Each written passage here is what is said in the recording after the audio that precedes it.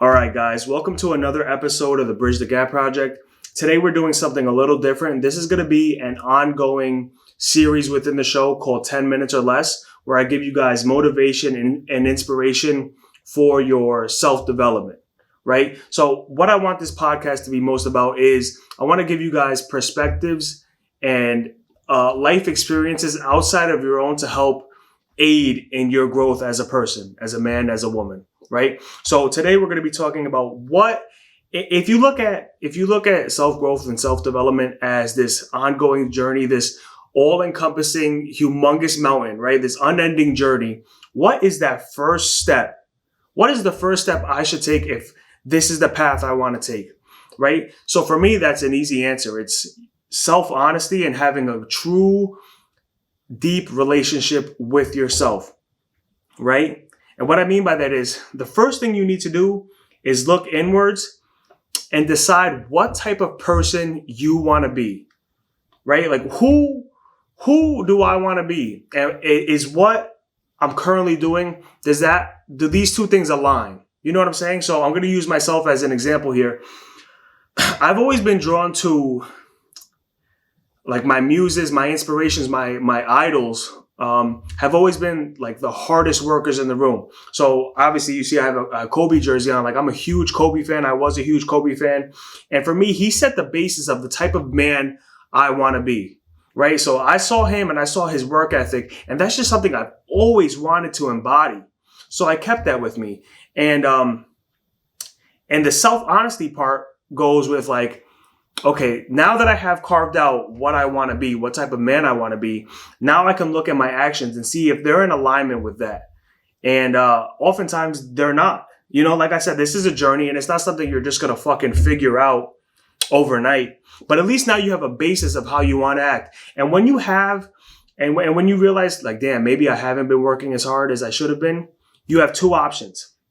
You can either lower your expectations, which I'm not about none of that. I'm really not with that. Or you can raise your standards, right? And I get drawn back to this 1% better every day theory.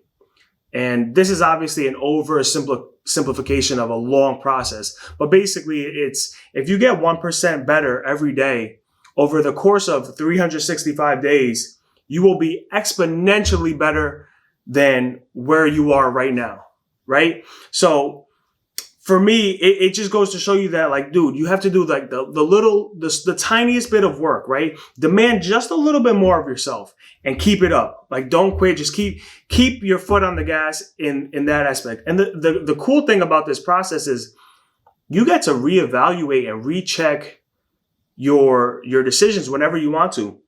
I'm going to use this podcast as an example. I had this idea for this podcast about a year and a half ago.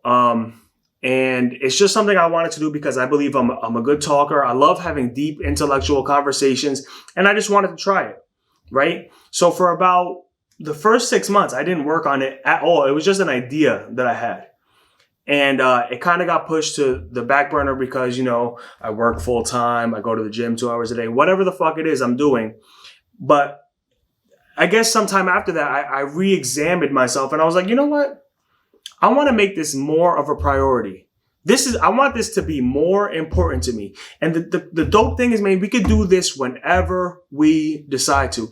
So at that point, when I first started, I was probably dedicating like 5 minutes a day to it. Nothing crazy. And to now where I'm dedicating almost, you know, an hour a day to this craft that I want to pursue.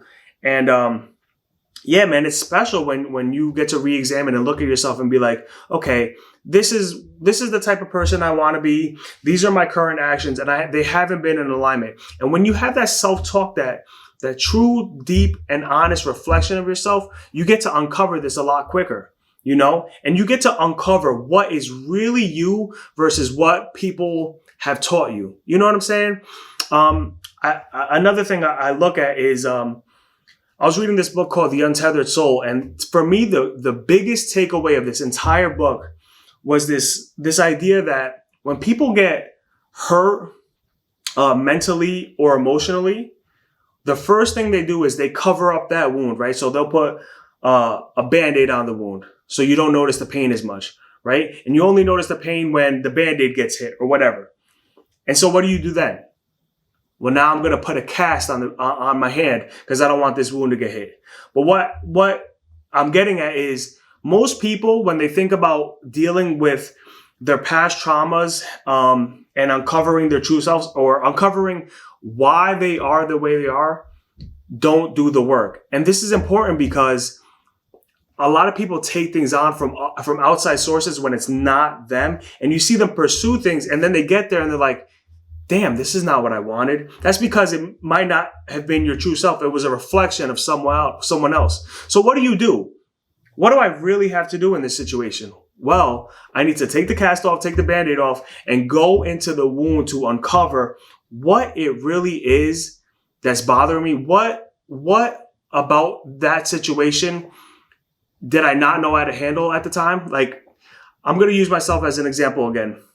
When I was younger, there were certain events in my life that I didn't know how to process. I wasn't equipped with the tools at such a young age. So I created this thing where I would just avoid shit, right? Like I would push it to the side and not deal with it until it blew up, it built up and it blew up in my face. And that at that point, I had no choice but to deal with it versus me choosing to handle it when it was much smaller because I didn't want to deal with that pain. And that is damaging because you develop these tendencies and, these coping mechanisms. And when you're older, you may not realize that, like, damn, I thought I dealt with this problem, but you really didn't. So my point is really, really speak to yourself and uncover why you are the way you are. Do the work. And I know it's hard. I'm oversimplifying it here, but really don't be afraid to put yourself into that fire and feel a little pain because it'll help you in the long run. And it is essential to have a good sense of self if you want to get from point A to point B. Because if you're starting at point A and that's not your true self, you're going to be heading in a direction that maybe is not the right type of person you want to be. You know what I'm saying? And and as a last point here, don't be afraid, man. Don't be afraid to get deep with yourself and to fight your own demons, because when you do that, when you have that good connection with yourself, that bond, no one can take anything from you, man. You're powerful and you can really be on this journey with a good foundation. And, a good foundation is the key to everything. Anyways, man, this was dope. Part 1 in this series. Let me know if you guys like it. Peace.